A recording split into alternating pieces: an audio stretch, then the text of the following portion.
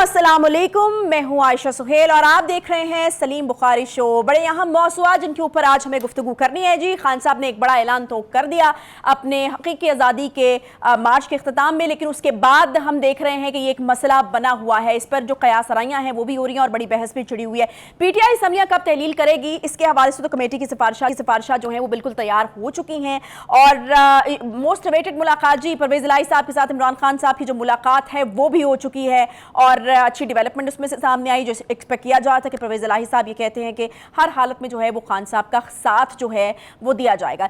यही तक बात नहीं है जी, दूसरी तरफ भी स्ट्रैटेजी जो है वो तैयार हुई है। राना सनाउल्लाह साहब की एक बड़ा तफसीली प्रेसर जो है वो अभी हमने कुछ देर पहले जो है वो सुना है और उसमें उन्होंने बड़ी अहम बातें की हैं। उन्होंने कहा कि उनके पास भी ऑप्शंस मौजूद हैं, गवर्नर राज का ऑप्शन मौजूद है, अदम एतमाद का ऑप्शन मौजूद है, जो कि आईनी ऑप्शन है और इन पर जो है अमल दरामद हो सकता है। इसके अलावा उन्होंने ये भी कहा है जी कि इलेक्शन उन्हीं असम्बलियों में होंगे जो कि तोड़ी जाएंगी। ज़रूरी नहीं है कि अगर खान साहब जो है वो असम्बलियाँ तोड़ देंगे तो उसके बाद जो है वो जनरल इलेक्शंस का ऐलान जो है वो कर दिया जाएगा। बड़ी इंपॉर्टेंट चीज़ें हैं, क्या पॉसिबिलिटीज़ हैं, क्या हो सकता है क्या नहीं हो सकता। PTI के अंदर से जो है वो बहुत सारी इस तरह की आवाज़ें जो हैं वो उठ रही हैं कि शायद असम्बली जो है वो ना टूटे, पंजाब असम्बली शायद ना टूटे। फिर फवाद चौधरी साहब ये कहते हैं कि हो सकता है बहुत सारे लोग इस चीज़ से इत्तेफाक ना करते हों कि असम्बलियाँ जो हैं वो फ़िलहाल जो हैं वो तोड़ी जाएँ। तो इस तरह की बहुत सारी चीज़ें हैं जो शकूक व शुबहात पैदा कर रही हैं और इस चीज़ को भी सामने ला रही हैं कि शायद खान साहब ने जो इतना बड़ा ऐलान हकीकी आज़ादी मार्च के अख्ताम में कर दिया, उससे पहले मुशावरत जो है वो नहीं हुई थी। इस पर भी करेंगे बात और प्रोग्राम के अगले हिस्से में जो है वो बात होगी जी TTP के जो दहशतगर्दाना जो हमले हैं TTP के, उस पर हम बात करेंगे। कोयटा में जो हमला हुआ है यकीनन बड़ा अलार्मिंग है। जब वो ऐलान करते हैं कि मुल्क भर में हमले किए जाएंगे और उसके बाद फिर ये हमला होता है तो यकीनन ये अलार्मिंग सिचुएशन है। भी इसके ऊपर जो है वो बात किया। अस्सलाम वालेकुम बुखारी साहब, क्या हालचाल है? ठीक ठाक हैं आप? खैरियत से हैं? जी वालेकुम अस्सलाम, मैं बिल्कुल ठीक हूँ। फॉर ए चेंज मैं और आप फासले पर बैठे हुए हैं। हाँ। आप लाहौर की खुशगवार फिजाओं में हैं, मैं इस्लामाबाद में हूँ। फिजा जो है वो अब रौनक से बहुत पाक है। अच्छा। कैपिटल सिटी के माहौल में एक तरह का सुकून है। यहाँ की कदूरत शायद किसी और शहर मुंतकिल हो गई है, इसलिए मैं समझता हूँ वो इस्लामाबाद के वो पुराने रंग जो हैं वो वापस आ रहे हैं।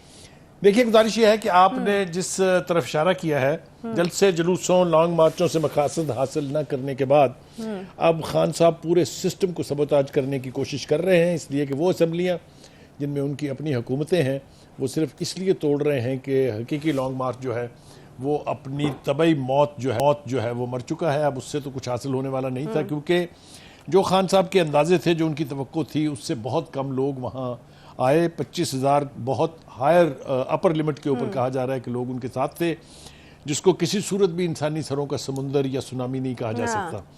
हैविंग सेड दैट, अब आ जाइए कि अब वो करना क्या चाहते हैं। उनके पास जब आज़ादी हकीकी मार्च का ऑप्शन मौजूद था तो उनका ख्याल ये था कि वो इतना प्रेशर बिल्ड अप कर पाएंगे कि चाहे वो इस्टेब्लिशमेंट हो, चाहे सिटिंग गवर्नमेंट हो PDM की, उन सबको वो मजबूर कर देंगे कि वो उनकी मर्जी के ऐलानात करें। वो तो नहीं हुए हैं, उसकी क्या वजूहात हैं, इसके ऊपर एक तफसीली बहस जो है वो दरकार है। हम कोशिश करेंगे इस इशू को भी टच करने की, लेकिन फ़िलहाल वो ये ऐलान कर चुके हैं चूँकि आज़ादी मार्च से उनको फ़रार चाहिए था और असम्बलियाँ तोड़ने का ऑप्शन उसका ऐलान करके वो जाके लाहौर में बैठ गए हैं। असम्बलियाँ टूटेंगी कि नहीं टूटेंगी इसका फैसला तो शायद आने वाले चंद दिनों में होगा, लेकिन देखना यह है कि क्या PTI और PTI के तमाम अरकान असम्बली और उनके जितने भी सपोर्टर हैं, ख़ास तौर से काफ लीग के चौधरी परवेज़ इलाही जो वज़ीर आला हैं पंजाब के, क्या वो लोग असम्बलियाँ तोड़ने के हक में हैं? बुखारी साहब, मैं इसी सवाल की तरफ आना चाह रही थी। इमरान खान साहब की पहली मुलाकात हुई थी चौधरी परवेज़ इलाही साहब से। हाँ।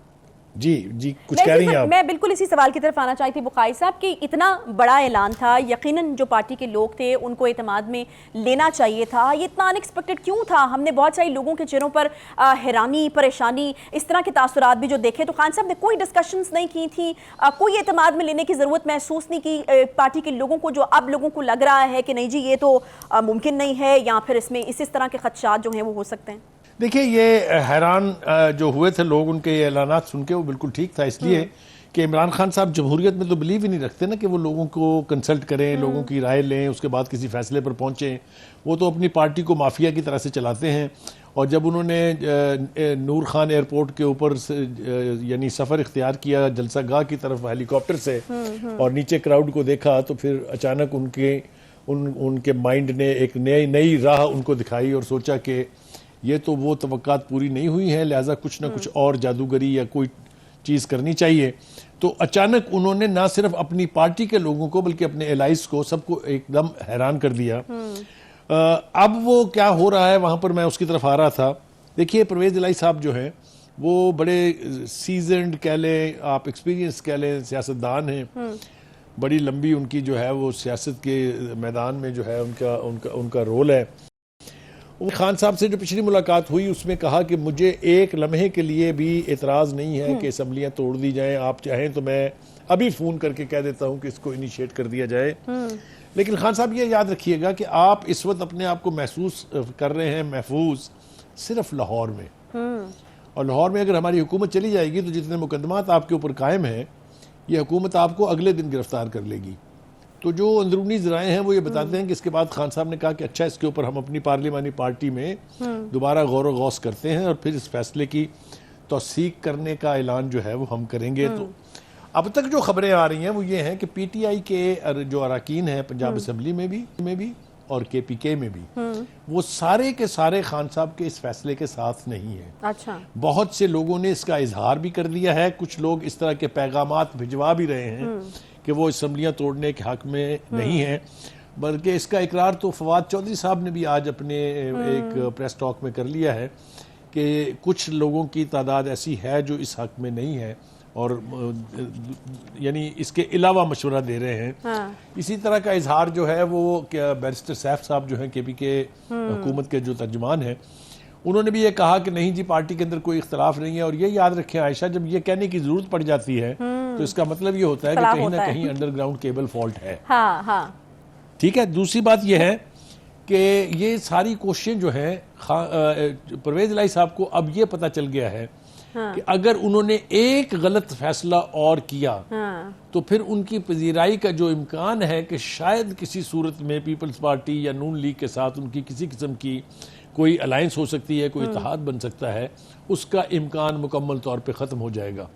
और पीटीआई में अभी भी इस वक्त भी लोग बहुत ज़्यादा ग्रज करते हैं कि 10 सीटें रखने वाला शख्स जो है वो वज़ीर आला बना हुआ है और पार्टी की जो इतनी कसीर तादाद है अरकान की उनमें से किसी को इस काबिल नहीं समझा गया। वो खान साहब की मजबूरी है क्योंकि वहाँ नंबर गेम में पीटीआई ज़रा थोड़ी सी कमज़ोर है और नून लीग काफ़ी स्ट्रॉन्ग है, इसलिए वो मजबूरन बर्दाश्त तो उन्हें किए हुए हैं। लेकिन अगर वो इस नतीजे पर पहुंचते हैं कि असम्बली तोड़ने के अलावा कोई चारा नहीं है तो आज हमने देखा कि राना सनाउल्लाह साहब ने इसको बहुत कैटेगोरिकली इसके ऊपर रिस्पॉन्ड किया है।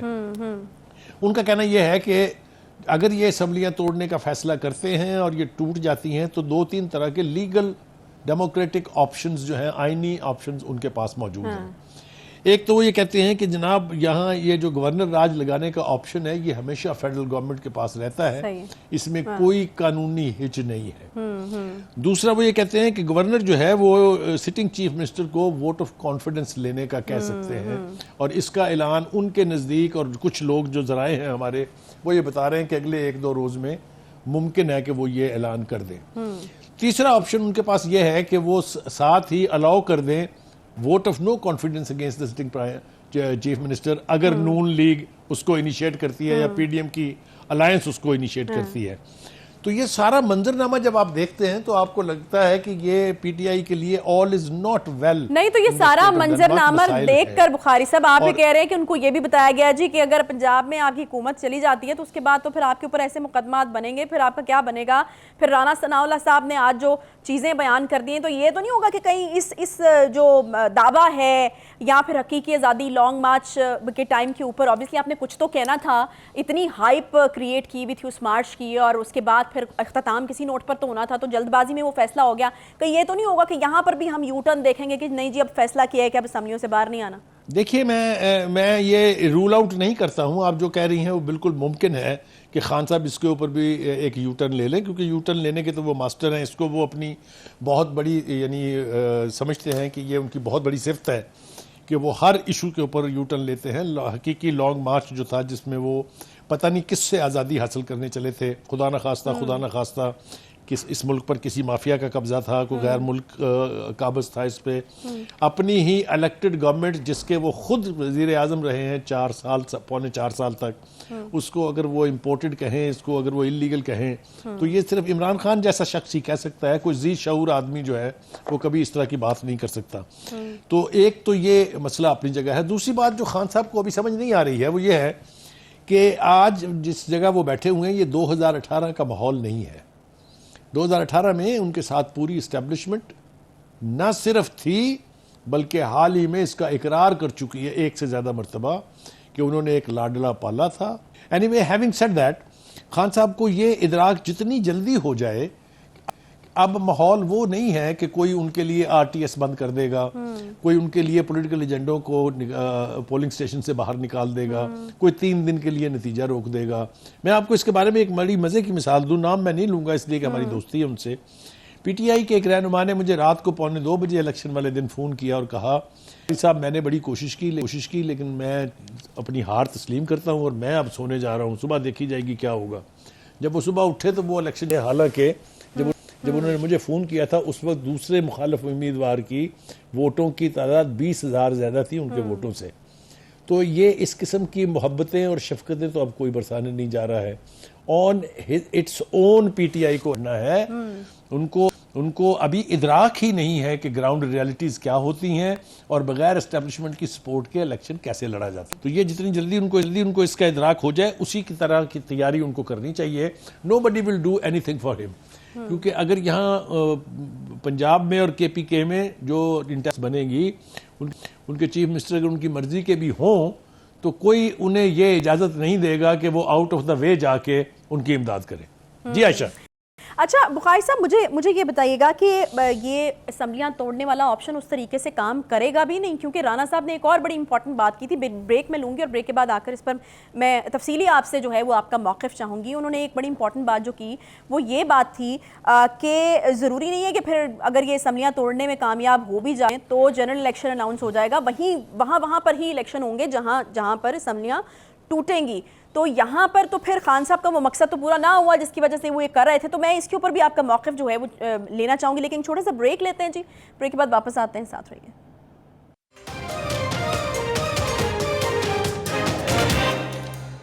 वेलकम बैक जी। ब्रेक के बाद एक बार फिर से आपको खुशामदीद कहते हैं और वही नुक्ता जिस पर ब्रेक पर जाने से पहले हमने बात की। बुखारी साहब, ये जो राना साहब का बयान आया है ये आपकी नज़र में कितना अहम है और क्या वाकई जो है ये एक सियासी स्टेटमेंट नहीं है और इसी तरह से हो सकता है कि अगर असम्बलियाँ टूट भी जाएं, फॉर इंस्टेंस पंजाब के हवाले से तो अभी भी शकूक व शुबहात जो हैं वो बहुत ज़्यादा हैं।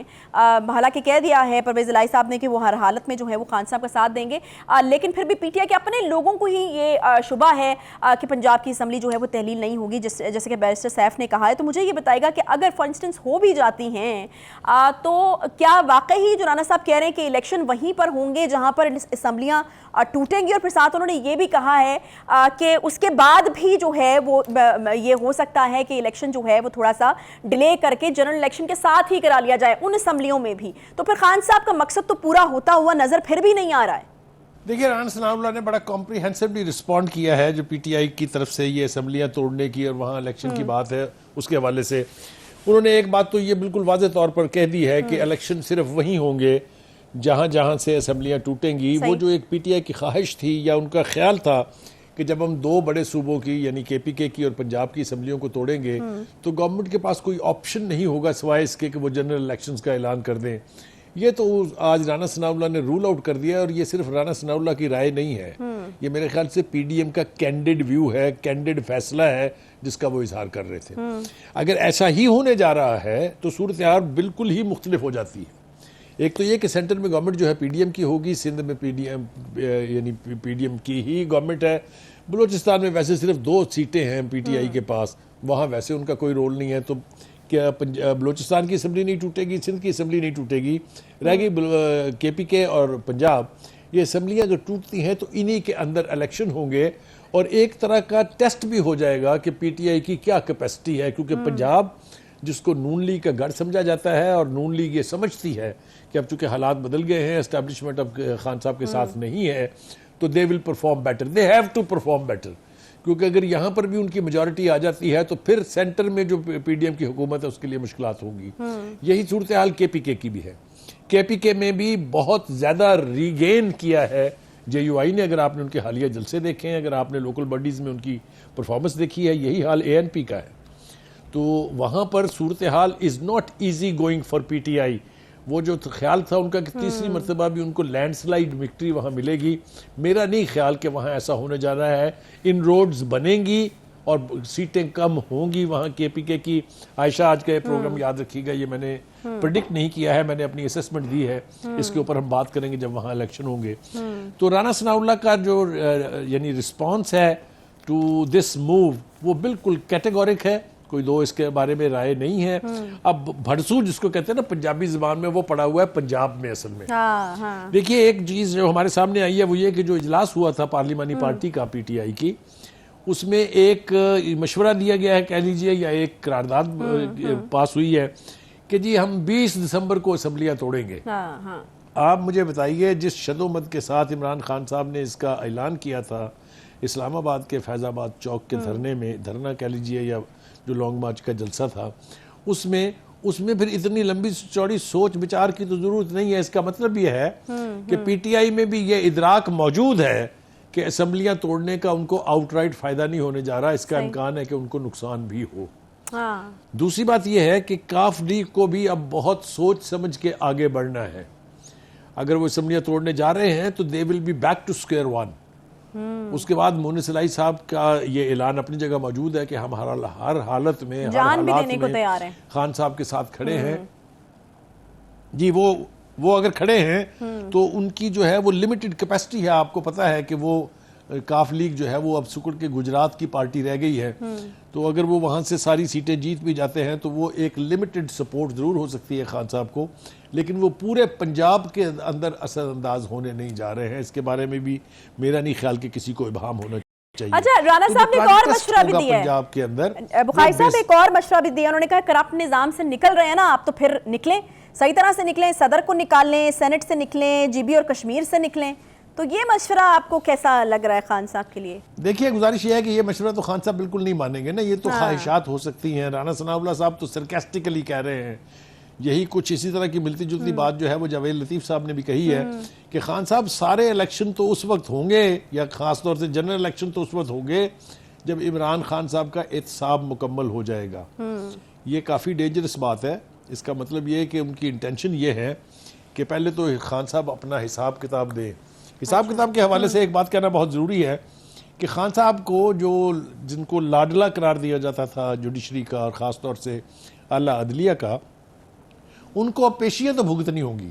ये तो कोई दो राय नहीं है इसके बारे में। आज भी आपने देखा कि एफआईए के लोग जो हैं वो जाके उनके जमान पार्क में घर के सामने से तामील करवा के आए हैं समन की कि उनको एफआईए ने बुला लिया है, वो जो साइफर वाला ड्रामा था उसकी तफ्तीश के सिलसिले में। इसी तरह शाह महमूद कुरैशी साहब को भी बुलाया हुआ है उन्होंने। तो ये पहली दफ़ा जब बुलाए गए थे तो तब तो नहीं गए थे, लेकिन अब इनको जाना तो पड़ेगा। इसी तरह अदालतों में जो उनको एक एक्सेप्शन थी, जो इनको एक यानी रियायत मिली हुई थी कि इनके वकला पेश होते थे, वहाँ भी इनको पेशियाँ भुगतने के लिए जाना पड़ेगा। खान साहब के लिए मुश्किलात जो हैं वो दो तरह की हैं। एक तो वो केसेस हैं जो ऑलमोस्ट डिसाइडेड हैं जिसमें फॉरेन फंडिंग है, आपको पता है उसके अंदर वो नाहल हो चुके हैं। ये नाहली अपनी तरफ की वाहद नाहली है कि जब नवाज शरीफ हुए थे, अब लोग समझते हैं कि हम कोई उनके साथ रियायत कर रहे हैं, उनकी कोई वकालत कर रहे हैं, वकालत नहीं है। जब वो नाहल हुए थे तो उनको पार्टी की क़यादत से हटा दिया गया, उनको पॉलिटिकल एक्टिविटीज़ में हिस्सा लेने से मना कर दिया गया। लेकिन ये लाडलापन अपनी नौयत का अपना एक ही है कि नाहल हुए हुए हैं लेकिन वो पार्टी की क़यादत भी कर रहे हैं, जलसे जुलूसों की क़यादत भी कर रहे हैं और कोई पूछने वाला नहीं। लेकिन अब सूरत हाल बदलने जा रही है, इसलिए कि खान साहब रियायतें भी लेते रहे हैं, लाडले भी रहे हैं, और इस्टेब्लिशमेंट के बाद अब अदलिया की ऐसी तैसी करने पर तुले हुए हैं। आपने देख लिया है वो कह रहे हैं हमें जजों से तवक्को नहीं है कि वो इंसाफ करेंगे। इंसाफ नहीं हुआ सवाती के हवाले से भी, शहबाज गिल के हवाले से भी। हालांकि जो उनकी हरकत हैं वो अगर किसी दूसरी पार्टी के बंदे ने की होती तो अब तक क्या हो गया होता, मैं आयशा इसके ऊपर गुफ्तगू करना नहीं चाहता हूँ। लेकिन ये बहुत बड़ी रियायत थी खान साहब और उनके सारे कलीग्स के साथ कि उनके खिलाफ पर्चे दे के उनको सिर्फ ये किया जा रहा है। तो जैसा कि वो खुद भुगत रहे हैं, सवाती साहब भी और शहबाज गिल भी, इमरान खान साहब को भी अदालतों का सामना करना पड़ेगा। और ये सूरत हाल में रेडिकल तब्दीली है, सही। इसके लिए खान साहब को तैयार रहना पड़ेगा। ये काफ़ी जो है, जिसको कहते हैं ना कि घसीटा घसीटी काफ़ी देर चलेगी, और फैसले अगर उनके खिलाफ बरकरार रहे तो डिस्क्वालिफिकेशन जो है उससे लेके, और मैं नहीं चाहता, ना मैं दुआ कर रहा हूँ, ना मेरी ख्वाहिश है ये कि किसी मुकदमे में उनको सज़ा हो जाए, लेकिन ये अदालती लाडलापन भी अपने मंतकी अंजाम को पहुँचने वाला है। अच्छा बुखारी साहब, आपको कॉन्फिडेंस की तो मेरे ख्याल में दाद देनी चाहिए। फवाद चौधरी साहब तो अभी भी डेट्स दे रहे हैं, वो कह रहे हैं कि हम जनाब चाहते हैं 20 मार्च से पहले जो है वो इलेक्शन हो जाए। तो ये इसको क्या समझा जाए? कोई मैसेज है जी कि 20 मार्च से पहले इलेक्शन हो जाए? आज फिर राणा साहब ने ये बात की है कि बड़े से बड़े मसलों का हल जो है वो बैठकर निकल आता है, गुंजाइश पैदा की जाती है साथ बैठकर, लेकिन जो है वो खान साहब तो बैठने के लिए तैयार ही नहीं है।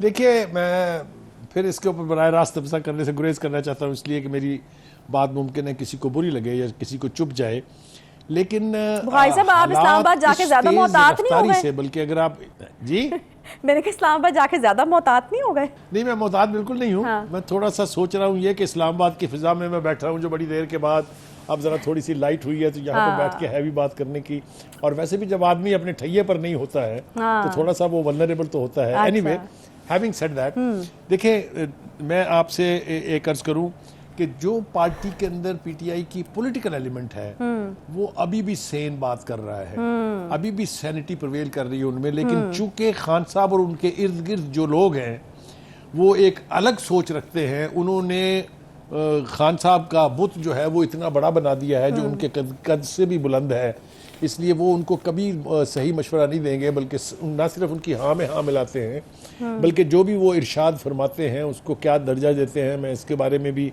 रायज़नी करना नहीं चाहता हूँ। और उन्होंने ही खान साहब को इस अंजाम तक पहुँचाया है। जो पार्टी के पॉलिटिकल एलिमेंट्स हैं, जो सेन एलिमेंट्स हैं, वो अभी भी कह रहे हैं कि आप ऐसा कीजिए, ये तहलील करने के मामले में जल्दबाजी का मुजाहरा ना करें, इसकी टाइमिंग ऐसी कर लें कि लोगों के जो ऑलरेडी प्रोजेक्ट्स चल रहे हैं जिसमें अरबों रुपए लगा हुआ है वो कंप्लीशन की तरफ जा रहे हैं, उसको सबोटेज ना करें खान साहब, क्योंकि आप जब तहलील कर देंगे असेंबली तो ये मामला फिर किसी भी इंटरिम गवर्नमेंट के हाथ में चला जाएगा और उनके पार्टी अरकान के हाथों से निकल जाएगा। इसी तरह से एक बड़ी तादाद प्रोजेक्ट्स की है जो अप्रूव हो चुकी हुई है और उसकी एक्सिक्यूशन बाकी है, तो वो लोग ये मशवरा तो दे रहे हैं उनको, लेकिन जैसा मैंने कहा खान साहब उनकी तो सुनेंगे नहीं, खान साहब सुनेंगे उन्हीं की जिनकी सुनने के वो आदी। अच्छा बुखारी साहब, एक बड़ा अहम इंटरव्यू जो है वो जरदारी साहब ने भी दिया है, कुछ रूठे हुओं को मनाने की बात की है, फिर उनकी भी बातों से ये नहीं लग रहा कि किसी तौर भी जो है वो भी इलेक्शन के लिए तैयार हैं। वो ये कहते हैं कि ना सियासत के लिए और ना हमें इस वक्त सूट करता है कि जो है वो इलेक्शन में जाया जाए। देखिए, 2-3 काम जो है खान साहब को फौरी तौर पर करने चाहिए। एक तो ये कि पार्टी के अंदर कुछ नाराज अरकान है, कुछ सीनियर अरकान हैं जो साथ छोड़ गए हुए हैं। मेरे ख्याल से खान साहब को लाहौर में बैठ के अपनी पार्टी की रीऑर्गेनाइजेशन की तरफ ज़रूर तवज्जो देनी चाहिए, क्योंकि पार्टी जो है वो हे वायर है। अभी एक ख़ास तबका है जो उनके गिर्द मंडलाता है और बाकी के पार्टी के लोगों के साथ उनका रेपो, अंडरस्टैंडिंग और मिलना मिलाना उस तरह से नहीं है जिस तरह से हाँ बिल्कुल। ये बात बुखारी साहब बिल्कुल आपने पहले भी की थी। I think you missed it. मैं आपसे जानना ही चाहती थी कि जरदारी साहब ने भी बड़ा इंपॉर्टेंट इंटरव्यू दिया है और उन्होंने कहा है कि कुछ लोग बहक गए थे, उनको वापस लाना है। फिर उन्होंने ये बड़ा कैटेगोरिकली कहा है कि इस वक्त ना हमें और ना ही सियासत को ये सूट करता है कि इलेक्शन कराए जाए। तो जरदारी साहब का स्टेटमेंट इसलिए भी इंपॉर्टेंट है क्योंकि हम देखते हैं जरदारी साहब जो हैं वो बड़ा कलीदी किरदार अदा करते हैं। अगर जो एक पॉइंट के ऊपर अगर चीज़ों में लेकर आना होता है, पीडीएम की अगर बात है, तो उनकी स्टेटमेंट से ऐसा लग रहा है कि इलेक्शन मुस्तकबिल करीब में तो नहीं होने जा रहे। बिल्कुल आपने ठीक निशानदेही की है। यकीनन आसिफ जरदारी साहब जो हैं वो चूँकि सियासत के खिलाड़ी हैं, क्योंकि उन्होंने 2-3 मौके के ऊपर बहुत कमाल का यानी काम किया है। ख़ास तौर से जब बेनज़ीर भुट्टो साहबा की शहादत हुई थी तो उसके बाद पाकिस्तान खंबे का नारा मेरे ख्याल से तारीख़ का हिस्सा है। It will go down deep into the history memory lane, और पाकिस्तान को यकजा रखने में इसका बहुत बड़ा किरदार था। उसके बाद उन्होंने इस हुकूमत से निजात के लिए, इमरान खान की हुकूमत से निजात के लिए पीडीएम की तश्कील में बहुत बड़ा रोल अदा किया उन्होंने और मौलाना फजल रहमान साहब ने, और यकीनी तौर पे पीएमएलएन की लीडरशिप ने। फिर वो टूट गई थी, अगर आपको याद हो, फिर उसके हिस्से बकरे दोबारा इकट्ठे करने में मौलाना फजल रहमान और आसिफ जरदारी साहब का बड़ा किरदार था। फिर आपको याद होगा कि पंजाब का जो पहला ऑपरेशन आसिफ जरदारी साहब ने किया था, जिसके नतीजे में हमजा साहब चीफ मिनिस्टर बने थे, उसके पीछे भी आपको याद हो 6-6 घंटे की मुलाकातें मौलाना फजल अपने चौधरी शुजात साहब से और चौधरी परवेज इलाही से हुई थी और हतमी फैसले तक पहुंच गए थे। परवेज इलाही साहब ने दुआए खैर की, रात में मिठाइयाँ बांटी गई थी उसके ऊपर कि वो नून लीग के या दूसरे लफ्जों में पीडीएम के चीफ मिनिस्टर बनेंगे, लेकिन रात को वो सोए, सुबह आंख उनकी बनी खाला में खुली। वो एक अलग हकीकत और एक अलग दास्तान है, किसी वक्त उसके ऊपर भी बैठ के बात करेंगे। की वजह से अभी भी हम सुन रहे हैं ये कि वो नजर आते हैं। जी कंप्लीट कर लीजिए बुखारी साहब। आखिरी थोड़ा सा मुझे मौका दीजिए। आखिरी बात ये करना चाहता हूँ कि अब जरदारी साहब जो है मिशन पंजाब के ऊपर लाहौर तशरीफ ला रहे हैं। ये खतरे की घंटी नहीं है, ये मेरे ख्याल से खतरे की घंटी अगर है तो सिर्फ इमरान खान साहब के लिए है। उनको सोच विचार करनी चाहिए कि पंजाब की सूरत हाल को ऐसे हैंडल करें कि उनकी पार्टी का नुकसान ना हो। अगर तो मौका मिल गया जरदारी साहब को खुल खेलने का, तो ये हो सकता है कि असम्बली तहलील होने से कुछ और हो जाए। मैं इसके ऊपर कमिट करना नहीं चाहता अपने आप को, लेकिन जरदारी साहब से कुछ भी नामुमकिन नहीं है। He can do anything. सही है, ठीक है। बिल्कुल इसके ऊपर तो बात हो। 20 दिसंबर खान साहब ने डेट दी है, राना सनाउल्लाह साहब भी अपने ऑप्शंस जो हैं वो तमाम खुले रखकर बैठे हुए हैं, तो इसके ऊपर तो यकीनन जो है वो बात होती रहेगी। बहरहाल एक छोटा सा यहाँ पर ब्रेक लेंगे, ब्रेक के बाद जब वापस आएंगे तो टीटीपी का खुदकुश हमला कोयटा में और इससे पहले उनके जो वार्निंग्स थी वो भी जारी हो चुकी हैं। किस किस्म के खदशात इस वक्त सर उठा रहे हैं दहशतगर्दी को लेकर पाकिस्तान में, इस पर बात करेंगे। एक ब्रेक के बाद साथ रहिए।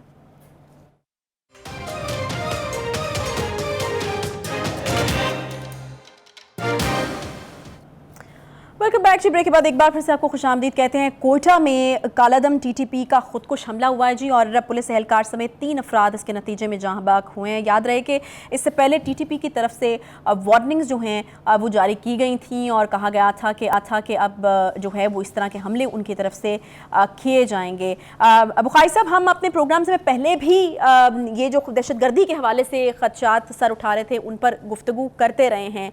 ये जो स्पेसिफिकली टीटीपी की जानिब से हमला है, फिर जिम्मेदारी को इस तरीके से कबूल करना, क्या देख रहे हैं? क्योंकि लोग जो हैं वो एकदम से इस तरह की चीज़ को रिलेट करते हैं जिस दौर से हम गुजर कर आए हैं कि इस तरीके से खुलेआम इस तरह की चीज़ों का होना, क्या फिर जो है हम देखेंगे कि यहाँ पर जो है वो ज़िंदगी तंग होना शुरू हो जाएगी, आहिस्ता आहिस्ता लोगों का बाहर निकलना मुश्किल हो जाएगा? जी, ये बहुत ही तशवीशनाक बात है। इसके ऊपर तफसील से बात करते हैं। एक तो ये कि जिस सानहे का जिक्र आप कर रही हैं वो कोयटा के करीब बलेली एक मकाम है जहाँ पर यह धमाका हुआ है और हलाकतों की तादाद जो है वो मेरे लेटेस्ट इतलात के मुताबिक 4 हो चुकी हुई है और बहुत ही यानी अलार्मिंग ये वाक़या है। इसके ऊपर राना सनाउल्लाह साहब का जो बयान आया है वो ज़रा थोड़ा इनकरेजिंग है। मैं समझता हूँ कि यही रवैया इख्तियार करना चाहिए। उन्होंने कहा कि दहशतगर्दी में इजाफा जो है ये तशवीशनाक ज़रूर है लेकिन नाकाबिले कंट्रोल नहीं है। अब हम आते हैं कि ये सब कुछ हो क्यों रहा है, कौन कर रहा है ये। देखिए, अस्करी क़यादत ने मुज़ाकरात शुरू किए थे तहरीक तालिबान पाकिस्तान के साथ जब काबुल में जो है वो अफ़गान तालिबान की हुकूमत कायम हो गई थी। हमने उनसे ये कहा था कि देखिए, आप अपनी सरजमीन को पाकिस्तान के ख़िलाफ़ दहशतगर्दी के लिए इस्तेमाल न होने दें। उन्होंने कहा था जी बिल्कुल ठीक है, इसके ऊपर अंडरस्टैंडिंग थी, लेकिन उन्होंने कहा कि आप ऐसे करें कि अपने जो लोग हैं यहाँ आए हुए उनको फिर आप वापस ले लें। अस्करी क़यादत की तरफ से ये कहा गया था कि अगर वो डिसआर्म हो जाएं और पाकिस्तान के आइन के तहत यानी एक पाकिस्तानी की हैसियत से रहना चाहें तो they are more than welcome to come. ख्याल ये था कि इससे सूरत हाल में कोई मुस्बत तब्दीली आएगी, मगर साथ ही साथ जो KPK की हुकूमत है उन्होंने भी TTP की लीडरशिप के साथ बराह रास्त मुज़ाकरात शुरू कर रखे थे, जिसका बार बार तज़किरा बैरिस्टर सैफ कर चुके हैं। आपको याद होगा उन्होंने अपनी एक प्रेस कॉन्फ्रेंस में ये कहा था कि वो हुकूमत के मुज़ाकरात तो ख़त्म हो गए थे लेकिन हम उनके साथ अभी तक इंगेज किए हुए हैं। तो मेरे ख्याल से ये वजह बनी TTP के लोगों के लिए एनकरेज होने की, और वो मुज़ाकरात आज तक भी जारी थे। मेरा नहीं ख्याल कि अभी तक भी उसको कॉल ऑफ किया गया, क्योंकि बैरिस्टर सैफ की किसी बात से ऐसा नहीं लगा है। तो जब आपके एक इकाई के बीच, एक फेडरेशन के बीच एक अलग सोच भी पाई जाएगी किसी एक सूबे में, तो उसका नतीजा क्या हुआ? उसका नतीजा ये हुआ कि वो लोग किसी न किसी तरीके से पाकिस्तान में दर आए और पहले उन्होंने कब्जा किया कुछ इलाकों के ऊपर पेशावर में, और फिर वो कुछ जो पहले सबका ट्राइबल एरिया था और अब जो फाटा का इलाका है जो मर्ज हो चुका है पाकिस्तान के साथ, उसमें मुख्तलिफ जगहों के ऊपर उनके जत्थे जो है वो देखे गए हैं। सवात लेटेस्ट था जहां वो गए और जाके उन्होंने अपनी कुव्वत का मुजाहरा करना शुरू किया। तो आपने देखा कि सवात की गलियां, मोहल्ले, शहर, सड़कें उमड़ आई थी वहां के लोगों के एहतजाज के साथ कि हम ये किसी सूरत ना होने देंगे, ना बर्दाश्त करेंगे। मैं समझता हूं that is the kind of an attitude that people of Pakistan should adopt against terrorism.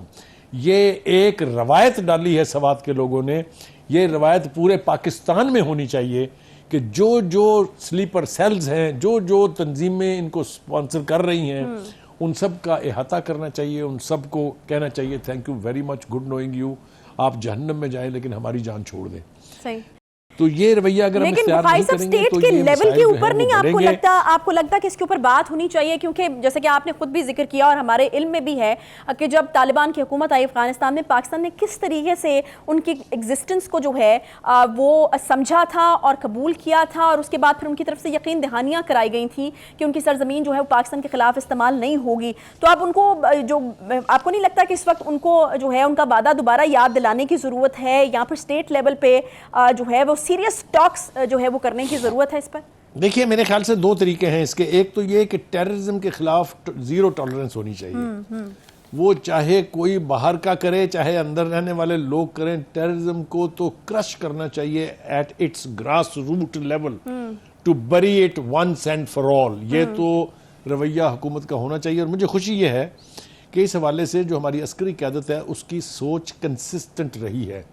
उनका ख्याल ये है और उन्होंने इसको इम्प्लीमेंट किया है। अगर आपको याद हो, 2 ऑपरेशन जो है रद्दुल फसाद और ज़रब अज़ब, वो अगर ना हुए होते तो ज़रा आप तसव्वुर कीजिए पाकिस्तान के अंदर क्या सूरत हाल होती, जब कोई मस्जिद, कोई इमाम बारगाह, कोई दीनी मदरसा, कोई मज़ार जो है वो महफूज नहीं थे और हर जगह सुबह से शाम तक क़यामत बर्पा होती थी। उसको कंट्रोल करने के लिए हमारी अस्करी क़यादत का जो रोल है, उसकी तारीफ़ ना करना, उसको कॉम्प्लीमेंट ना करना, उनकी शहादतों को ना सराहना मेरे ख्याल से बहुत बड़ी नाइंसाफ़ी है।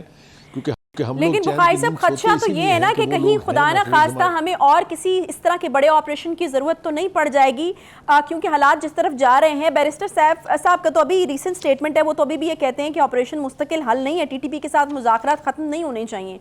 तो ये आप फिर क्या अलग से इनकी तरफ से मुज़ाकरात शुरू किए जाएंगे और वही 1.5 इंच की मस्जिद, और फिर जो है वो चीज़ें समझ नहीं आएंगी और फिर जो है वो उनके लिए कोई ना कोई गुंजाइश निकल आएगी? ये इस स्टेटमेंट को आप किस तरह से देख रहे हैं बैरिस्टर साहब की? देखिए मैं इस स्टेटमेंट की ना सिर्फ ये कि दाद नहीं दे सकता, बल्कि अगर आप बुरा नहीं मनाएंगी उनके बिहाफ पे तो मैं इसको कंडेम करता हूँ कि ऐसे लोगों के साथ मुज़ाकरात जो आपकी सुनने के लिए तैयार ना हो और अपनी हर शर्त मनवा कर अपनी मर्जी के फैसले हासिल करना चाहते हों, उनके सामने स्टेट का सरेंडर करना जो है, I think that's a criminal act. और ये नहीं होना चाहिए। और बिल्कुल साथ साथ उनकी तरफ से हमले भी हो रहे हैं। ये रवैया समझ नहीं आ रहा ना मुझे कि एक तरफ हमले कर रहे हैं वो और कह रहे हैं कि अब हमले किए जाएंगे, और दूसरी तरफ जो है वो हम कह रहे हैं कि नहीं जी मुज़ाकरात होने चाहिए। किस तरीके से सीज फायर से पहले मुज़ाकरात किस तरह से हो सकते हैं?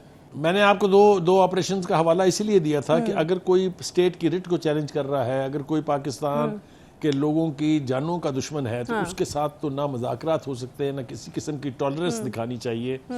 मेरे ख्याल से कौम को एक पेज पर होना पड़ेगा इस हवाले से। अगर हमने टेररिज्म का खात्मा करना है, पाकिस्तान से दहशत गर्दों को सफ़ाए हस्ती से मिटाना है, तो इस कौम का एक नारा होना चाहिए। ये डिवीज़न नहीं होनी चाहिए कि एक सूबा कुछ सोच रहा है, बाकी का पाकिस्तान कुछ सोच रहा है। मेरे ख्याल से इनके साथ आयरन हैंड के साथ डील करने के लिए तो फैसले अस्करी क़यादत पर छोड़ने चाहिए। अगर मुज़ाकरात के लिए वो नेक नीति से तैयार हों, किसी की वसातत से करना चाहते हों, बराह रास्त करना चाहते हों, तो स्टेट शुड अलाउ इट।